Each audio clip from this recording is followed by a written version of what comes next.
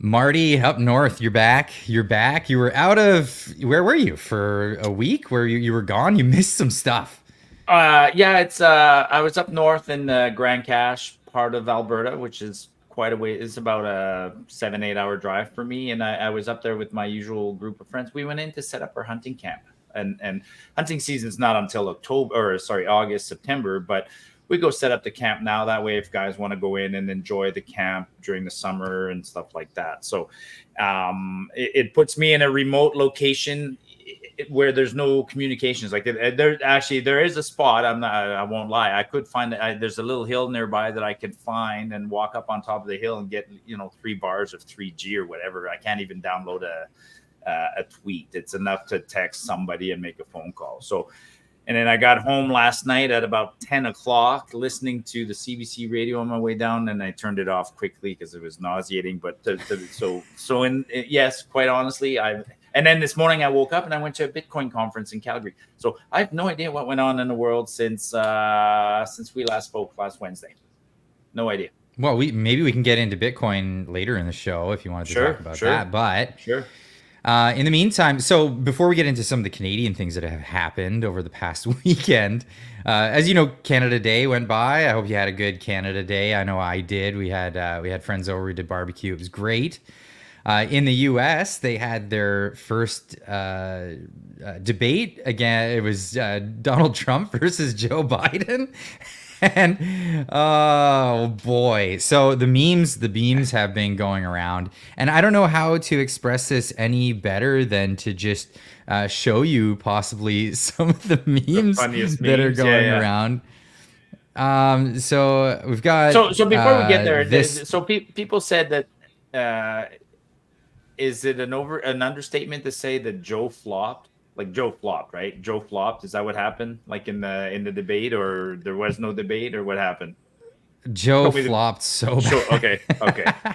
Well, he was out there and he appeared like a geriatric old man who didn't know what was going on. That was essentially what happened. He rambled on in his responses. He didn't even know what he was saying at certain times and just staring off into oblivion with his mouth open. It was really something. This meme was great though. I have to share this one. Sure. Let me pop this up real quick. This is one guy who he's got a squeaky toy in front of his TV and he's teasing Joe Biden here with this squeaky toy because he was literally just staring off into space, making strange faces the whole time. And that was essentially what went on. And people actually even started calling it elder abuse, what they're doing to Joe Biden, having him up there. I mean, it really is elder abuse, really right? It is elder abuse. If I saw somebody do that to, say, a normal citizen, I would absolutely call it elder abuse. In the case of Joe, I'd say you live by the sword, you die by the sword. I mean, he's part of a system. He's a parasite in a system, and he's going to and he would have thought nothing of using other people, and now he's getting used to the very, very bitter end. It's it's very I'm trying to keep some humanity and say it's elder abuse, but I can't. I mean, we saw this coming. It's like, oh God. Yeah. So it's weekend at Bernie's is what it is. They've dragged him out, and they're all the Democrats are disappointed about it. They want to pull him, but nobody wants who's next, right? And this is I'm kind of foreshadowing what we're getting into in Canadian politics, but nobody wants him anymore. It's very clear. Like even Van Jones and a bunch of real big supporters were in tears after it. Because you got to get rid of him, but they don't want Kamala because she's a disaster, and it looks like they might try to bring in what's his name from California, Gavin Newsom. They may bring that guy in. Wow, that would be an interesting move. I mean, the election is what? It's October 20th or November 20th. It's roughly around there. I mean, November, November. Like they don't have time, man. Holy smokes! Well, I guess if it gets that desperate, you put somebody in. But God,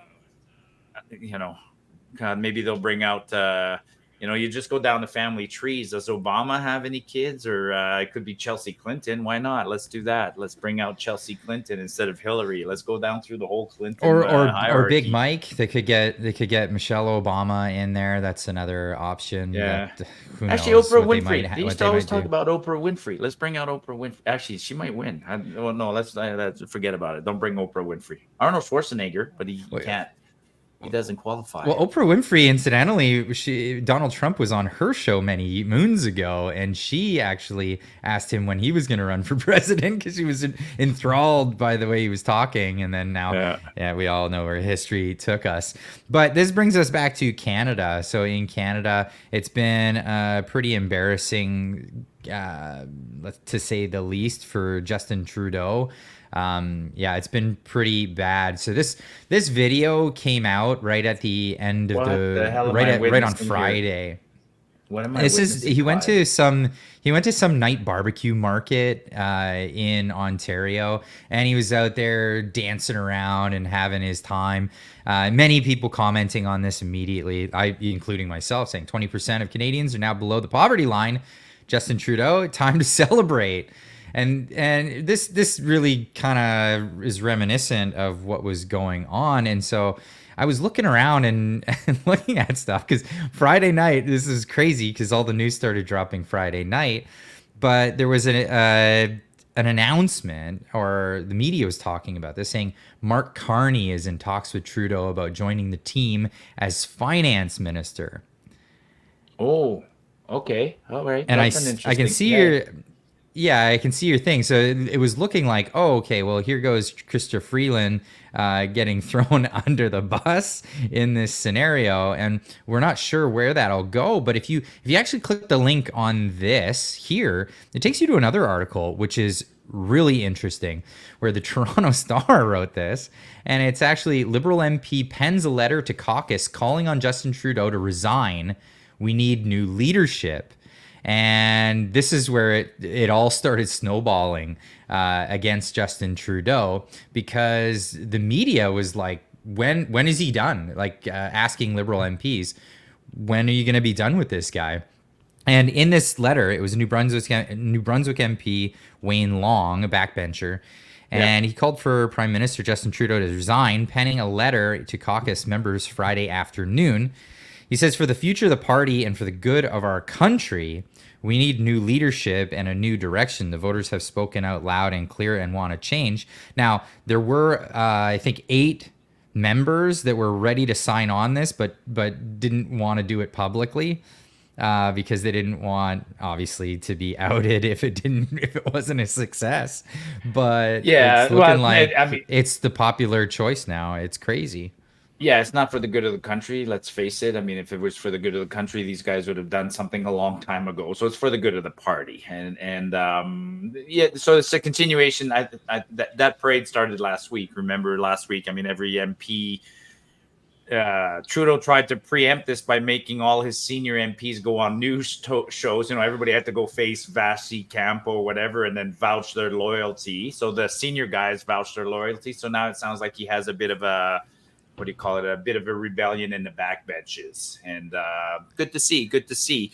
But he's in hiding still, right? Well, it gets thicker. So okay. The plot thickens. The plot thickens because Guilbeault was at a train station making frantic phone calls, and he was overheard by a left-wing commentator or a left-wing journalist as he was making these frantic phone calls. And this is what came from that. And this is something else. I know the inside story of the Liberal revolt against Justin Trudeau. How? I overheard it in a train station. Environment Minister Stephen Guilbeault traveled to Toronto to test the waters after shock Liberal defeat, and apparently he was freaking out and basically trying to figure out how to save his own skin in this. And so this was a contentious thing. It went kind of back and forth, and a lot of people asking, well, what's going to happen with this story? Of course, Guilbeault came out and said, no, that's not what that was about. It was you're listening to one side of a two-sided conversation, and it's not accurate what you were hearing. But Justin Ling was the guy who was sitting next to Guilbeault as he worked the phone around the Toronto by-election loss. Three finalists, he speculated, are Chrystia Freeland, Anita and Mark Carney. So this is what was being said on the phone at the Yeah. time. But this is Trudeau's inner circle. Guilbeault is in his inner circle. He's on the chopping block if Trudeau is gone, because I mean him and Oh yeah, Freeland yeah, no, and his whole inner circle. yeah, it's a you scratch my back, I scratch your back kind of world, right? I mean, like Trudeau Mm-hmm. will he'll give ministries to people and move them around and do things like that. So that he's got no more, and even if he was still offering those things, the guys know those things are worthless. Like a backbencher who's been promised something at this point, he knows that I don't give a shit. If you give me something, it's going to be good for 6 months, and then we're all out of here. So it's the beginning of the end, and they're panicking, and that's good. But let's get back to that question. I mean, you and I have talked about this one before. Like, I don't think the Liberals can recover from this. Period. I think it's even if they pull a rabbit out of their hat, the Canadians are tired of them. 10 years is 10 years is 10 years. So they're going Mm-hmm. to start looking for a leader, but the next leader is a leader for a year or two or maybe one term who has no hope of getting elected. And I think a guy like Mark Carney has too many ambitions in life, and he's already well entrenched with the World Economic Forum and the UN and stuff like that. I can't see him giving up his juicy role in those organizations to become sort of a rebound girlfriend of the Liberal Party. Freeland, Mm-hmm. yeah, I think she'll do it, but then the Liberal Party's probably having their doubts. And who's the third? Anand? Ooh, God. If she gets, I think she's being left alone, not on purpose, but the media is not the media. We're not paying too much attention to her right now. But if it came to be that she was the next leader, my God, the dirt on her that would come out would be devastating. So I think, I Oh, don't know. absolutely. Yeah, she's crooked. Ooh, she's a whole. So I guess Freeland for now gets my vote. God. Oh my Now, God. personally, like I hope they hold on to power, because it's going to ruin the Liberals' chances of getting any seats. And this is a lot of the backbenchers going, wait a second, I'd like to have a political career. You've ruined it.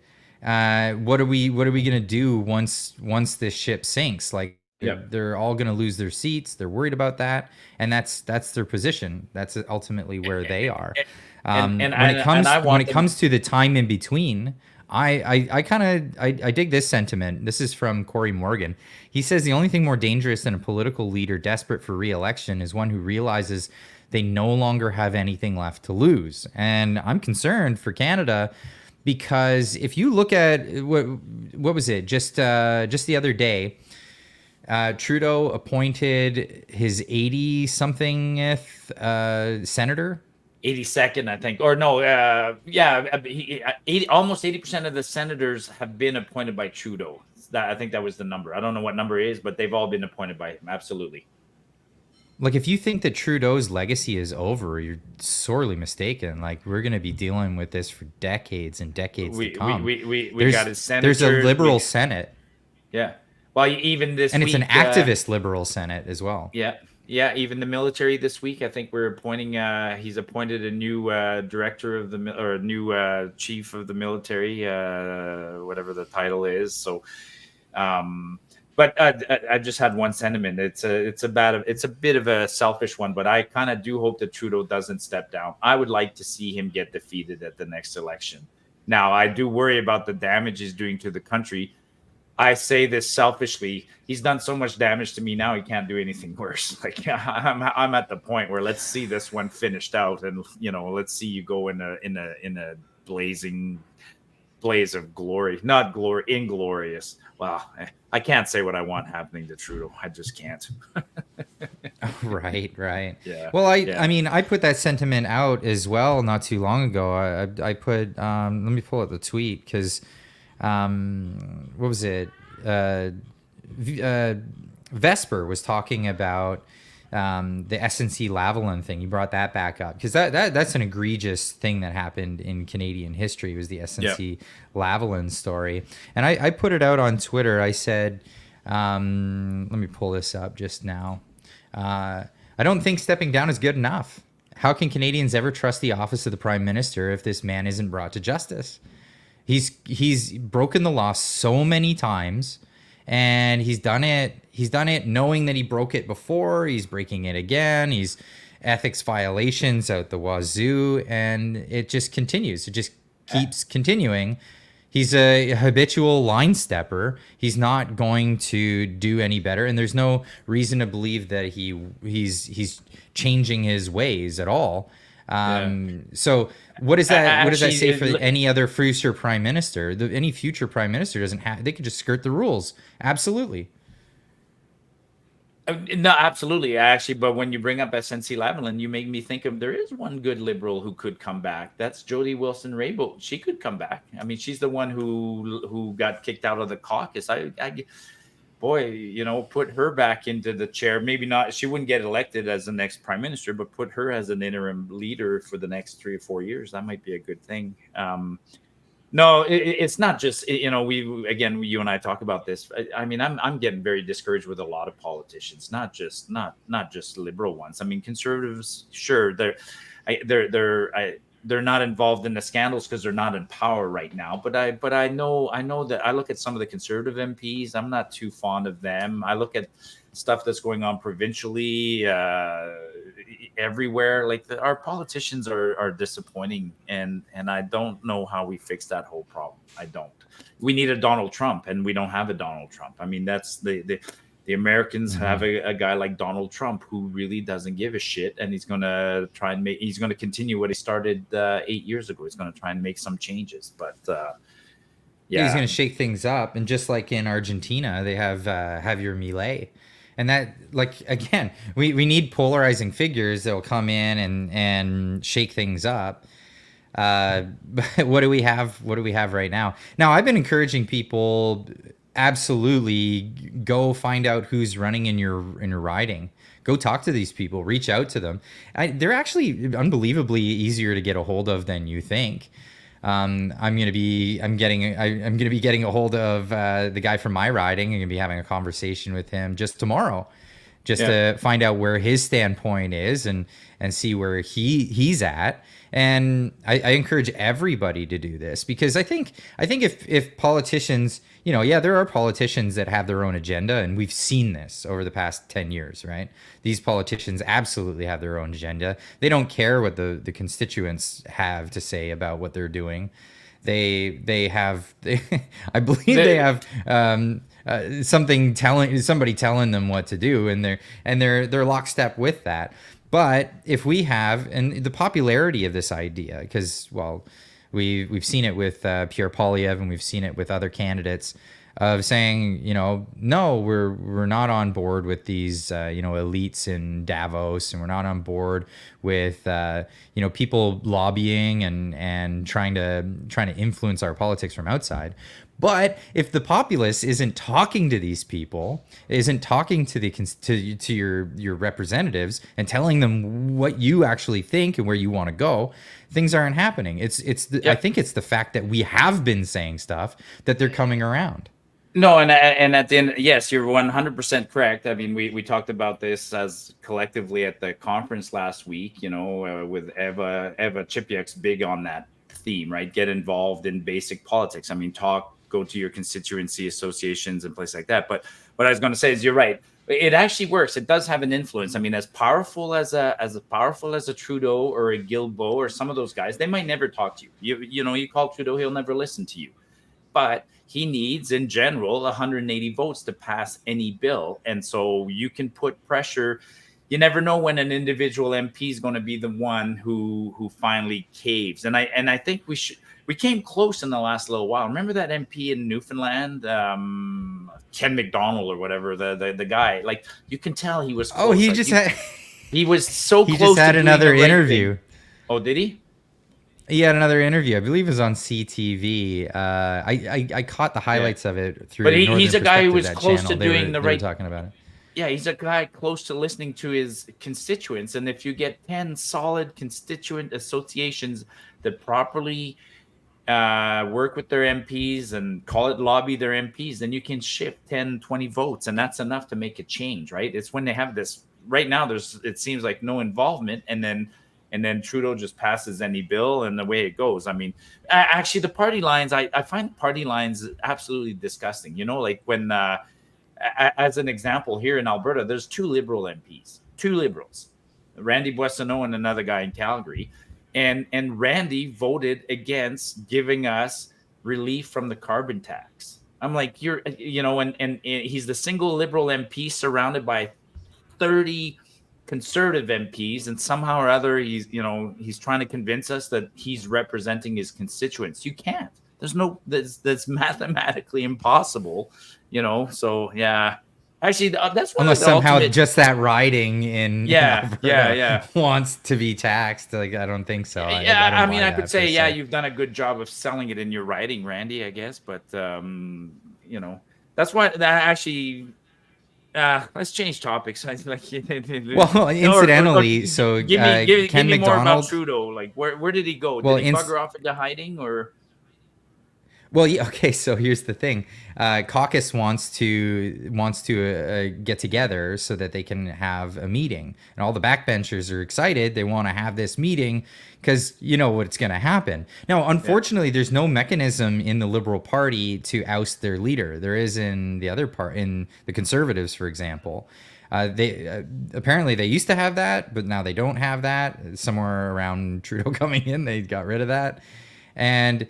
But the thing is, if they hold a caucus, it could be enough pressure because they all get together and they go, "You're done," and he decides no, he's not going to go out. Then who knows what would happen? Who knows what would Yeah. happen to the party even if they're all just done? Incidentally, Ken McDonald in his interview, he's stepping down. He's not going to be running for re-election in the Right. next one. He's done. There may be a chance that he'll run for provincial election in his riding, but it's still to be seen.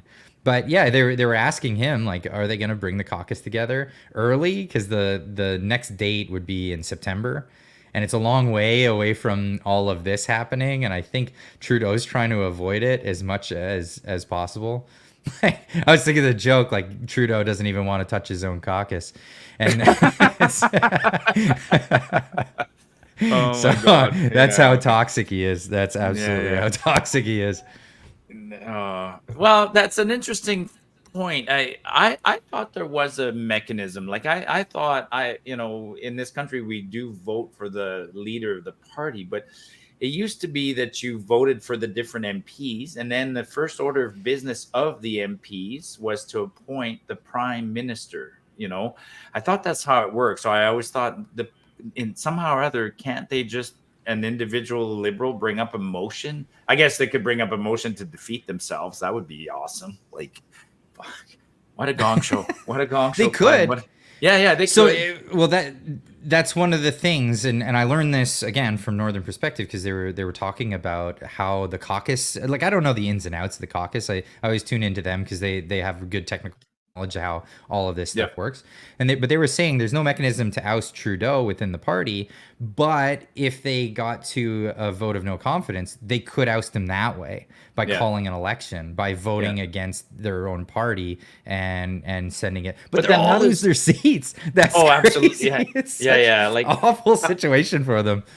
Like how does because guys do get kicked out of the caucus, right? Like we mentioned Jody Wilson-Raybould, she got kicked out of the caucus, but I guess that's just the prime minister, his executive power. He kicks her out. Like I don't know.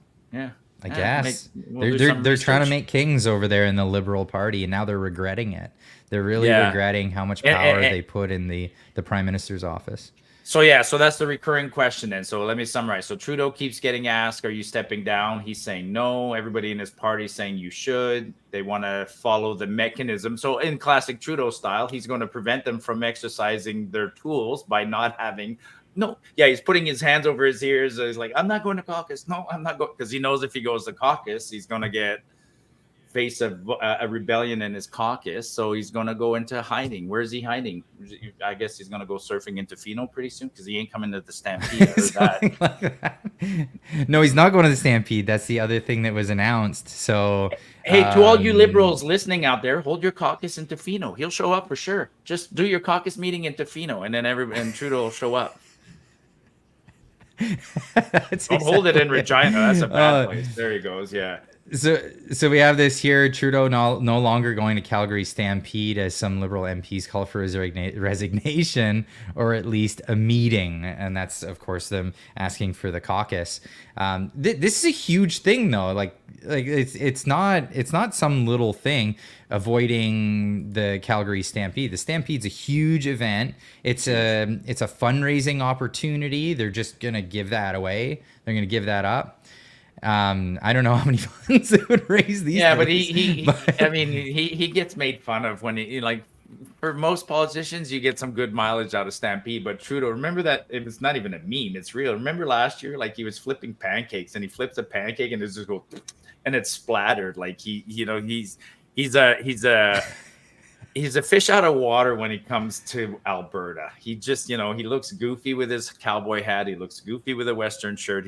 And last year we made fun of him to no end because you can tell that it's a costume for him. It's like, well, you're usually so good at costumes, but you can't pull off the cowboy costume, buddy. Like somebody sent him out here with the wrong jeans. Well, I don't know. Ask an Indian how he pulled off going to India. The one comment I heard from Indian news was like, because he met some Bollywood actors and they were even commenting that Trudeau looked more Bollywood than Bollywood. So I don't know. Yeah, I don't think he's even good at. And that video you showed me of him, where was that? That was this week dancing at that the barbecue place. I believe it's like an Asian night market. Yeah, he did that in India one time too. I mean, the guy, I think Jordan Peterson describes him the best. He's got the Peter Pan syndrome. Like he's pretending to be an adult, but he's not an adult. He's a kid, and not just any kind of kid. He's a meathead. He's a childish kid who's never been told that what you're doing is wrong. He's never been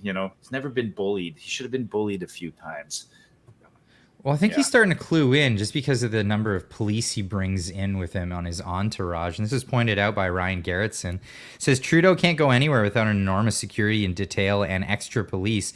Here we have 200 cops surrounding him at a barbecue. It's no wonder he canceled the Calgary Stampede. All events would have been closed off and vetted.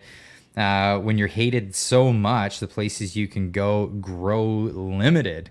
So right. I don't know if it's technically 200 police, but there's a lot. There's a lot of police presence for him to show up to this Asian night market, I believe it was, and do his stupid little dance before taking off. Yeah, no, that's a good point. I mean, he's definitely not just stepping onto the Stampede grounds at the fair there at the Midway and just walking around. He'd be surrounded by cops. It would be I mean, I remember the days of I don't say this to very many people, but I did go to university in Ottawa. That's where I graduated, and I remember literally you could see during my time there, it was Brian Mulroney was the prime minister, and Brian Mulroney would literally walk from 24 Sussex to the House to the Parliament, and he'd have one cop over his shoulder somewhere in the background. And you could walk up to Mr. Mulroney and say, "Good morning, sir. How's things?" Blah, blah, blah. And then he'd continue on his walk. We've come a long way from that. And they like to blame us, right? They like to blame us that we're being non-Canadian or disrespectful. It's like, no, it's a two-way street, man. You brought this on yourself, Trudeau. Like, yeah. Well, like I said, 25% of Canadians now, this is a stat, are living below the poverty line. It's incredible. It's incredible. We were looking, in this town, in this little town, miles away from an inner city. We were looking for another temporary place because we got to bounce around before we end up with our inevitable big move. And we looked at a place like a 2-bedroom apartment for $2,500. And then we got a message from the realtor saying, "Oh, that place was taken. Would you like to look at this other 2-bedroom for $2,750? How about this other one for $2,700?" Yeah. And it's like, but that's the norm. That's the norm. It's crazy. It's so expensive, and this is all due to the financial stuff. Everything that's been going on with this government, and they've really exacerbated our situation here, Yeah, pretty well, bad, and actually, it's for time to come. yeah, no, I actually very coincidentally, I went to a Bitcoin conference today. It was day two of a conference. It's called the Bitcoin Rodeo, and I guess it's been going on for 2-3 years now. And I got invited there because one of the panels was talking about how can Bitcoin help Alberta independence. So that, and that was curiosity to me. But the conference was good, and yes, like, me, I've been bitching about the inflation, and you have been bitching about it, and I've been bitching about the reckless borrowing and the debt that we're going into. But and I thought I understood things, and then I go to a little conference like this, in a couple moments I went, oh shit, wow, okay, I get it, right? Like, interest rates, I'm understanding interest rates even better. Like, they have to be higher. They cannot afford to have those 1%, 2% interest rates. I mean, the whole fiat currency works on inflation. It has to inflate. Like you said, it's not the fact that the cost of goods have gone up. It's the fact that the value of money has gone down. That's how it works. And they make the value of money going down by flooding the market with money. And then there was great speakers talking about, they gave the example of Venezuela, like when inflation finally busts, it has two ways to go. And yeah, no, it was interesting. I got a lot of Bitcoin inflation. Well, without going too So crazy are on you this. pro Bitcoin now, Marty? No, Is I'm that not pro Bitcoin. I'm never pro it. Like, my purpose is, like, when I go on classes, if I go to, or when you read a book, if you read a book, I don't always absorb the whole book and agree with the whole book, but you might read a chapter or two on a book that makes you go, I like that. Or you go on a course or whatever. There's never a single solution to a problem.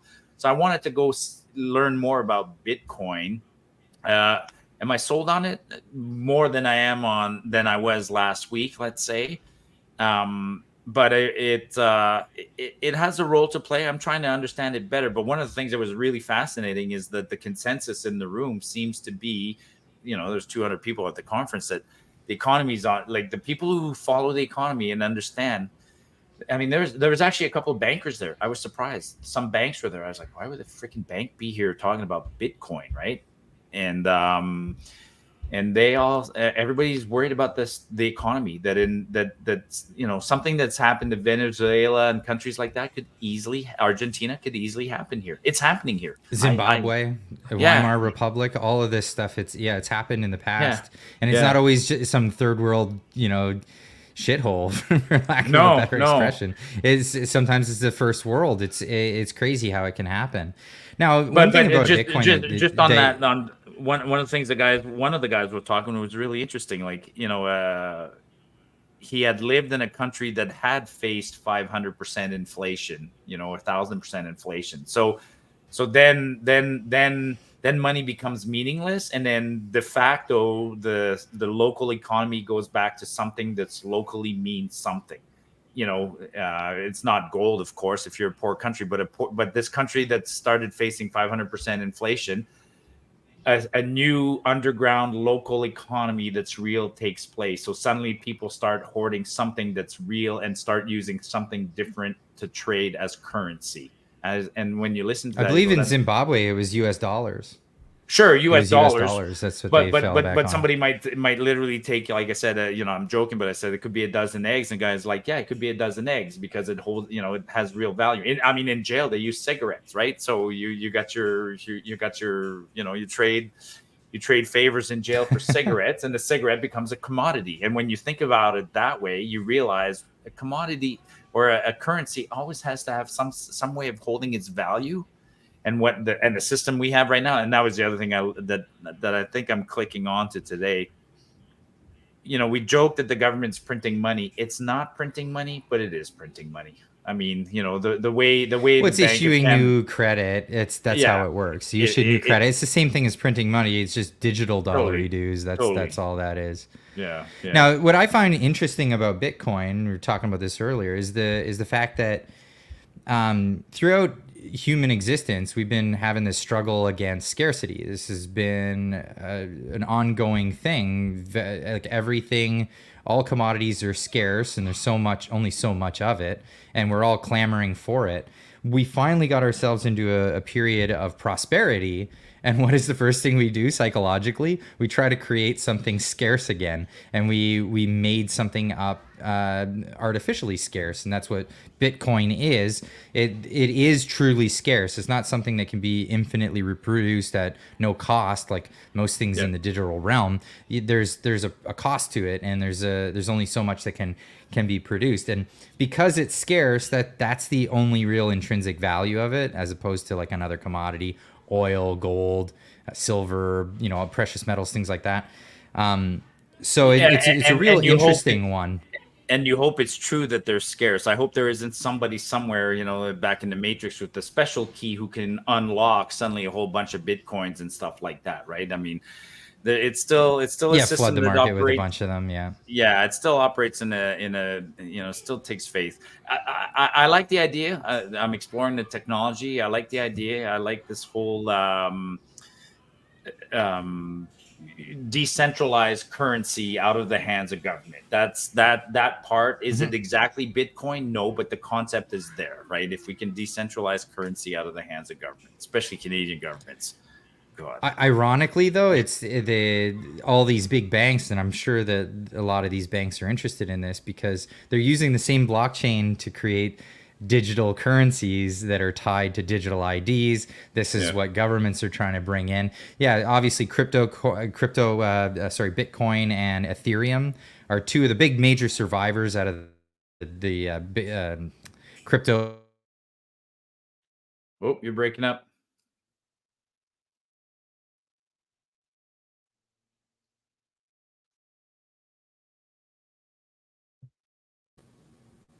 Oh, I was between satellites here for a second. Yeah. Okay. Again, so cryptocurrency, it could be a viable alternative in the future. I'd say if you have money to invest, probably get into some of it. I don't know how much. I'm not a financial advisor, but I'd say get yourself into some of it. As well as precious metals. I'd say get into that. I mean, we're talking about hedging against government inflating currency. They're basically stealing from you, taking your money right out of your savings, and then making every hour you work, less valuable every time they inflate the currency, because you're still working for the same dollars every day when you go to work, and it's terrible what they're doing. Yeah, I actually thought I'd see Bryce there, but he wasn't there. And then I got the feeling that the precious metal guys don't quite get along with the crypto guys, or vice versa. They're sometimes, competing. And I find that sometimes they do, and they're fine with each other. Maybe some of them are into both, and I'm the kind of in both spaces. Like I am more of like a hard money guy. Like I think that a physical thing that I can hold is better, in my opinion. But I do like see the value land. in. Well, exactly. But I do see the value in a technology, especially blockchain technology. I think it's going somewhere. But this is like a case of the government has been malinvesting our cash. And there's another story that came out this week, and this was, I'll pop this up.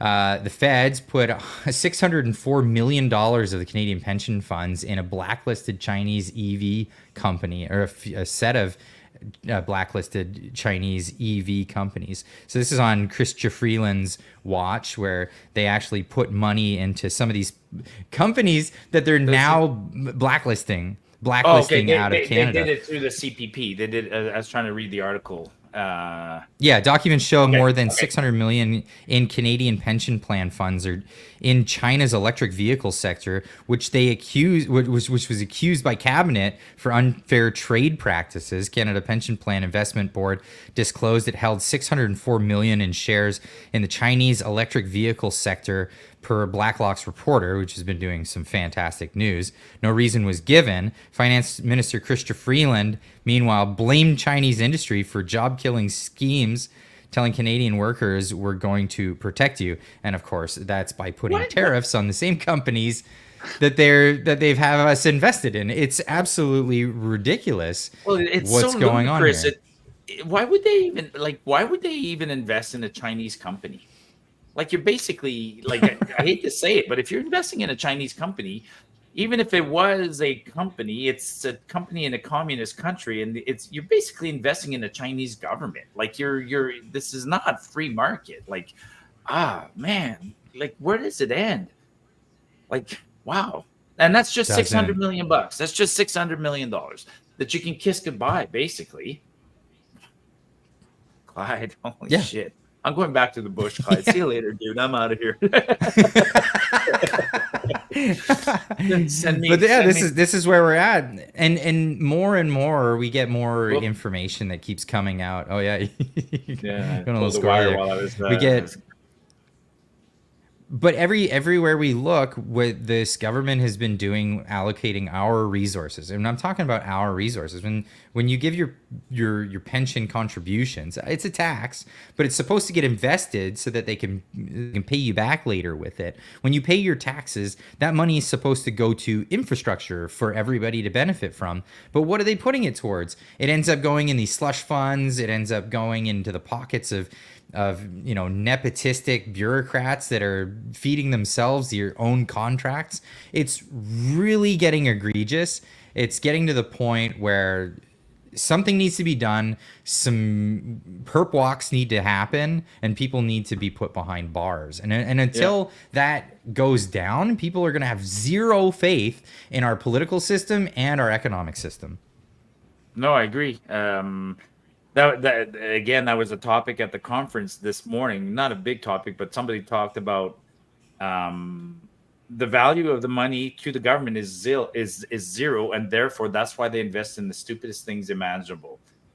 His simple thought was that if the currency was still backed by gold and government was still investing gold, then when you're investing gold, you would think twice, and we wouldn't see stupid projects. And I'm like, it's a very interesting philosophy, and I think it has some truth, right? I mean, if you and I were in a bartering world where the only way we transact is when you repair the truck for me and I give you a picnic table, you would, I would think twice about giving you the picnic table. I'd look at the truck and everything else. And if you came to me and said, I want to go paint a sidewalk purple, will you give me a picnic table to do it? I'd say, take your sidewalk and shove it, because the transactions that would occur between us would have There's real no value. value to you. There's no value No, in that. but today there's no value. People are talking about money. I'm sure the government looks at money as if it's completely meaningless. I mean, we witnessed it here in Calgary. Like, people have, there's no value, and there is an awakening. This water shortage in Calgary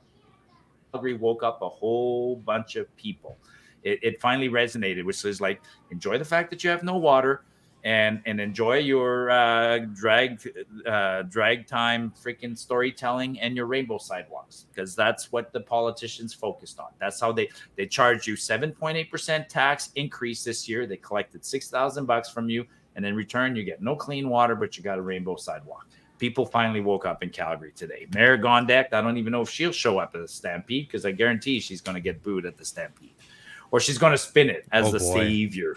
Yeah, I saved you guys. How's that logistically gonna work? So, where the Stampede grounds are, is there water being fed there, or is it gonna have to get trucked in, or what's going on? It's so close to the river that they, in the Stampede, like, it's private enterprise. And when you get out of the way, private enterprise solves problems instantly, right? They got two permits from the Alberta government to pull water from the river directly at a certain rate, and they'll use that to spray the grounds and everything else. It's like perfect.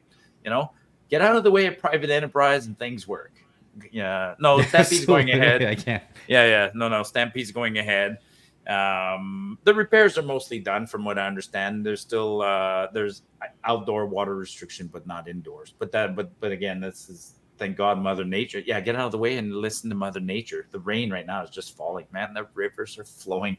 I mean, just I said I just come back from my hunting trip, or my pre-hunting trip. We couldn't cross one of the rivers that we always cross. We just couldn't cross it. We usually cross it with our ATVs. It was flowing so hard. Clyde, there's so much rain up there. Mother Nature is not collaborating with the narrative. Not one bit. Yeah, and No, then no. In no. fact, incidentally, that reporter who is what was his name? Journalist Justin Ling, the one who caught Guibault talking about Trudeau on his phone at the train station. This was another thing that I dug up about him. So he's not a friendly to us, that's for sure. Here he is on CBC talking about back in June 14th, 2023. By the way, this is from Wiretap Media. He showcased this. Justin Ling was talking about guys like us who show the fact that, you know, it's raining outside and the forest fires aren't happening. We're conspiracy theorists. And the fact that we point out that a large number of these forest fires are human caused, possibly even arsonists. We're just a bunch of conspiracy theorists. Yeah. We have our Yep. tinfoil hats on and all that junk. It's great. It's great narrative to put out there. But yeah, this is what they're saying. This is what they're saying because obviously the narrative's falling apart and people are listening to us and they're looking at what's happening outdoors and they're going, "Wait, I'm not choking on smoke. I'm not. It's not crazy. It's not. This isn't this catastrophe that we thought it was going to be." Well, Or in that we've my been told. world, in my world, it's the opposite of a catastrophe. I mean, it's where I'm hanging out. It's gorgeous. I mean, where I was this week, I took a bunch of pictures. I have lots of footage. I'll keep talking about it, but the growth is phenomenal. I mean, you could. It's obvious that the plants love the rain, the extra little CO2 in there. The growth is just phenomenal, you know. And yeah, the way they're twisting the stories right now, like, I mean, it's 12 degrees in Calgary today. It's 12 degrees. It's cold. And so now it's an extreme weather event. I'm like, oh my god! And they just label it that way, an extreme weather event, but nobody pays attention. It's yeah, we've done our job. Congratulations to us. I think we're vindicated. I mean, it's too bad that I'll have lived my entire life under this bullshit narrative, and finally at the end when I'm done, somebody will go, "Hey, Marty, you were right. Climate change is a hoax." I'm like, "Fuck! It took you 70 years." Like, Well, I'm still. It's the first week of July, and I'm still waiting to lose the hoodie at work. I'm still yeah, wearing a hoodie at work. yeah. That's it. Yeah, you should come Doors down for wide open. Stampede. Maybe not this year. You got a bad year with you. You got to move around and do things. But one of these days, come down to Stampede. My birthday is during Stampede. You want to see something silly? Come hang out with Marty on his birthday during Stampede. Marty talks in the third person during Stampede. Holy Oh cow, we'll yeah, do that. yeah, yeah. Okay, All right. so I didn't miss much of a week then. So it's the usual You gong missed the show. The weekend. week, yeah, the weekend was focused on Trudeau then. So yeah, Trudeau's in trouble. He's I hope that this caucus succeeds in getting him punted. That the real experts will know for sure that you cannot win with Trudeau at the helm. And somebody like this, the system has to work. He can't hang like if he's hanging on to power, he has nothing worth giving. You know, he can throw a ministry to somebody and they'll say that I don't care. Yeah, I'm only going to be that minister for 6 months or whatever. He can make whatever promises. I'm surprised Jagmeet still supports him. Yeah, yeah. Okay, so Trudeau is the weak story. All right, good for him. Good for him. Somebody looking to be the minister of the underside of the bus, because that's Yeah. where you're going to end up if you join Trudeau's camp at all. At Yep. this point, he's Yep. just throwing everybody under the bus. Looks like Christopher Freeland might even get it. So that's really something else. Yeah. But yeah, that was this weekend. It was a happy Canada Day for most people, maybe not for Trudeau. So that makes my Canada Day just even happier. Yeah, happy Canada Day. And you're an American, I guess, by birth or by citizenship or by passport. So happy Independence Day tomorrow for you. Yeah, So that's and gonna to be our great. American cousins who are following, I'm sure there's a few on the channel. So happy Independence Day. Is that what it's called officially? Yeah. Yeah, it's called Yeah, it's officially Independence Day, or people just call it Happy Fourth of July. Fourth of That's another way to July. say Yeah, it. yeah. Happy Independence Yeah. Day. So God, I just finished drinking a whole bunch of beer. I guess I'll have to drink some more tomorrow. Oh well, life sucks. Oh shucks. Ah, boo. Anyway, Yeah. Marty, where can people find you? Marty Up North on Twitter and a little bit of Marty Up North on YouTube. And like I say every week, text me on Twitter, interact with me. Marty's bored some days and he replies in the third person. In the third person. Love it. All right. Yeah, We'll see you yeah. guys all next week with the same thing. Cheers.